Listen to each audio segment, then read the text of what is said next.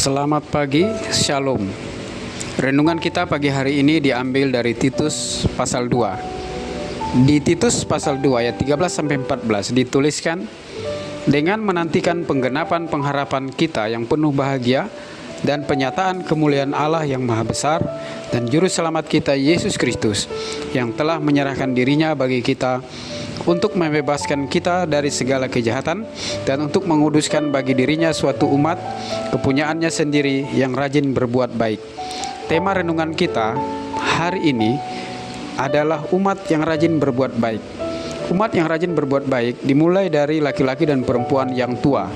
Laki-laki dan perempuan tua dalam gereja mula-mula adalah mereka yang dari segi usia memang sudah tua. Dari segi kerohanian, mereka sudah lama percaya kepada Tuhan Yesus, sudah lama menjadi orang Kristen, sudah lama menjadi pengikut Yesus. Mereka harus dapat menjadi contoh atau teladan sebagai jemaat Tuhan dalam hal kesederhanaan hidup, bijaksana, sehat dalam iman, dalam kasih, dan dalam ketekunan. Hidup sebagai orang yang beribadah, tidak memfitnah, tidak menjadi hamba anggur atau pemabuk, cakap mengajarkan hal-hal baik. Titus 2 ayat 2-3. Perempuan-perempuan muda diajarkan untuk berbuat baik dalam hal mengasihi suami dan anak-anaknya, hidup bijaksana dan suci, rajin mengatur rumah tangganya, baik hati dan taat kepada suaminya. Orang-orang muda agar menguasai diri dalam segala hal. Titus sebagai hamba Tuhan yang melayani di Pulau Kreta, melayani komunitas orang-orang Yunani yang mempunyai gaya hidup mengejar kepuasan duniawi dan badani. Hidup syarat dengan pesta pora.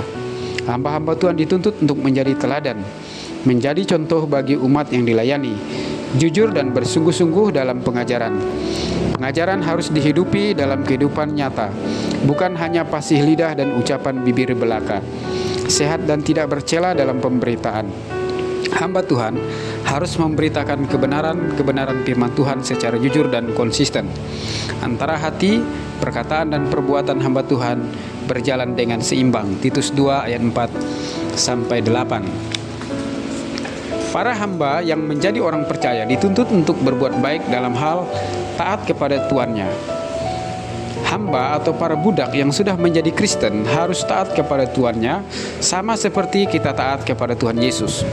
Tidak boleh membantah, tidak boleh curang, menipu tuannya, tulus dan setia kepada tuannya.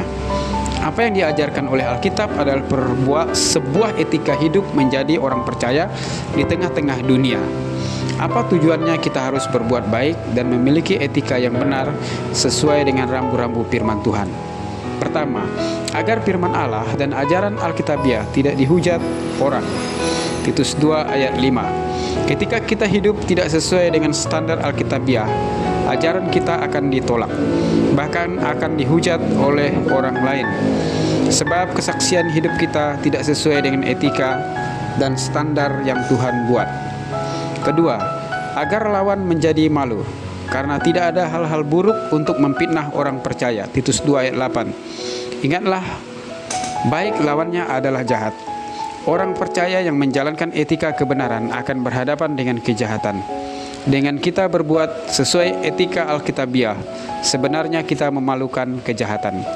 Ketiga, dengan kita melakukan perbuatan baik, melakukan apa yang benar, sebenarnya kita sedang melakukan firman Tuhan. Surat Kristus yang terbuka yang dibaca oleh semua orang. Pada akhirnya perbuatan baik, perbuatan kebenaran yang kita lakukan memuliakan ajaran Allah, Juru Selamat kita. Artinya lewat perbuatan baik kita, Tuhan Yesus dimuliakan. Titus 2 ayat 10. Keempat, setiap perbuatan baik yang kita lakukan ada dalam kasih karunia Allah. Kasih karunia Allah adalah agar semua manusia diselamatkan. Lewat perbuatan baik yang kita lakukan dan dalam kasih karunia Allah, manusia melihat terang Kristus dalam perbuatan kita, sehingga mereka yang tidak percaya dapat diselamatkan. Titus 2 ayat 11. Dalam Galatia 6 ayat 9-10, Rasul Paulus mengatakan, janganlah kita jemu-jemu berbuat baik, karena apabila sudah datang waktunya, kita akan menuai jika kita tidak menjadi lemah.